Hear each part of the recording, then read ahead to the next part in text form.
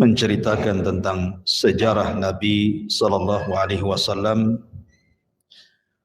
di mana malam ini kita akan mengkisahkan tentang perang terakhir yang pernah dipimpin Nabi sallallahu alaihi wasallam.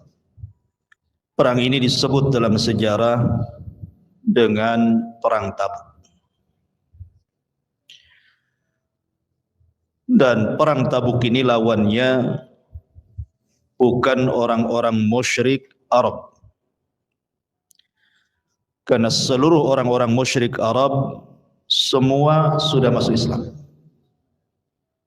Ketika terjadi perang Hunain yang sebelumnya kemudian terjadi Fathu Mekah,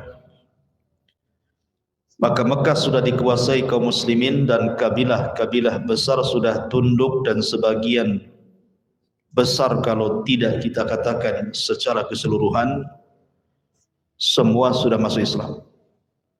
Sehingga tidak ada hijrah lagi. Karena Mekah sudah dikuasai kaum muslimin dan Rasul menempatkan gubernur di Mekah. Juga bukan melawan orang-orang Yahudi. Karena orang-orang Yahudi sudah kalah. Mulai dari perang Bani Qunaiqah, kemudian perang Bani Nadir, kemudian perang Bani Quraidah, dan berakhir di Khaybar. Sehingga orang-orang Yahudi terusir semuanya, dan tidak ada satu jiwa pun orang-orang Yahudi tinggal di kota Madinah. Artinya bahwa perang Tabuk ini betul-betul Jazirah Arab sudah disterilkan dari orang-orang musyrik ataupun orang-orang Yahudi. Jadi betul-betul Arab itu menjadi negara Islam. Lalu siapa lawannya di perang Tabuk ini? Lawannya di perang Tabuk ini adalah orang-orang Nasrani dari negeri seberang, dari Syam. Dan ketika itu Syam menjadi negara adidaya terbesar di dunia, dan penduduknya mayoritas orang-orang Nasrani. Jadi perang Tabuk ini perang Islam versus Nasrani. Itu dikenal dengan perang salib gitu ya. Ma'asyiral muslimin yang dimuliakan Allah Azza wa Jalla, perang ini terjadi pada tahun 9 Hijriah.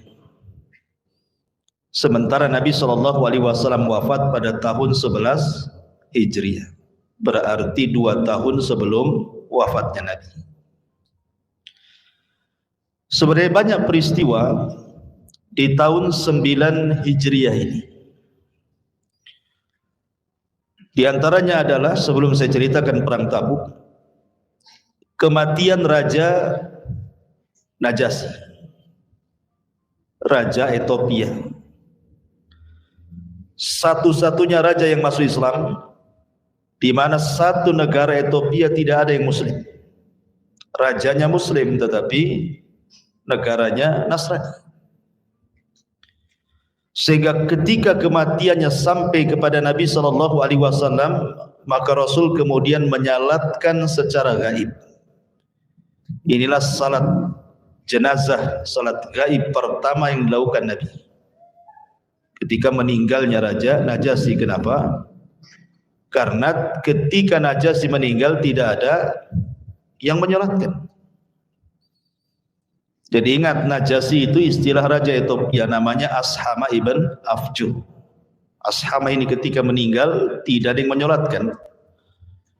Maka Nabi SAW kemudian menyolat gaibkan. Dari sini ada ulama yang berpendapat dan berpandangan seperti Syekh Nasiruddin Al-Albani dan murid-muridnya, mengatakan bahwa salat gaib itu hanya dilakukan bagi jenazah yang belum disolatkan. Walaupun jumhurul ulama mengatakan bahwa boleh salat gaib itu. Intinya masalah khilaf yang dimuliakan Allah Subhanahu wa taala. Kemudian peristiwa yang kedua,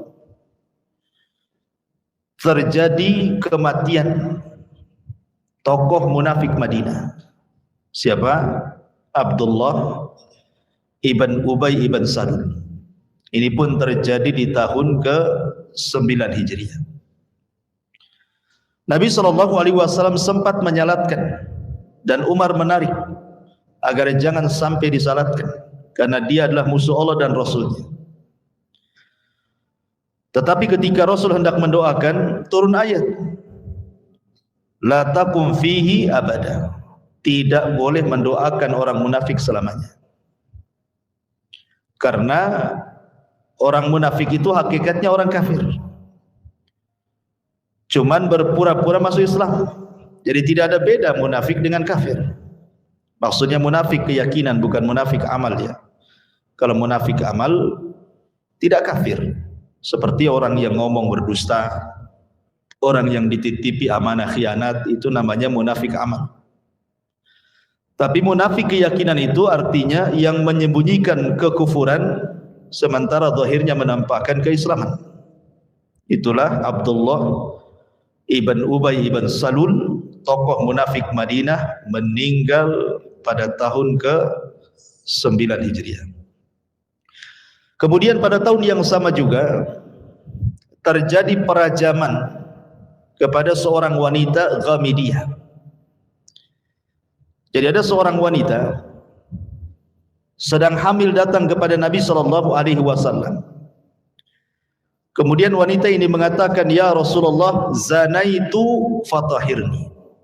Rasul, aku sudah berzina, tolong bersihkan. Maksudnya rajam aku, karena dia sudah menikah kemudian berzina. Tapi Rasul itu mengajarkan rahmat. Agama kita agama rahmat, ajaran kita ajaran rahmat, dan Rasul kita juga Rasul yang diutus membawa rahmat. Sehingga Rasul tidak langsung merajamnya, walaupun pengakuan itu sekuat-kuat dalil, karena tidak perlu saksi kan. Orang ngaku kan nggak perlu saksi, apa yang mau disaksikan? Ngaku sendiri orangnya. Saksi itu bagi yang nggak ngaku, maka didatangkan saksi. Tapi Rasul mengatakan, jangan-jangan kau hanya peluk-peluk saja, kau cium-cium saja, kau nggak berzina, pulang kamu. Tapi wanita ini mendesak. Akhirnya kemudian mengakui bahwa dia telah hamil dari hasil perzinahan. Kata Nabi SAW, kalau begitu lahirkan dulu anak. Maksud Rasul itu disuruh pulang dan melahirkan anak, jangan datang lagi, cukup bertobat di rumah saja. Tapi wanita ini ngotot, memang betul-betul ingin bertobat setelah dilahirkan wa alihi wasallam.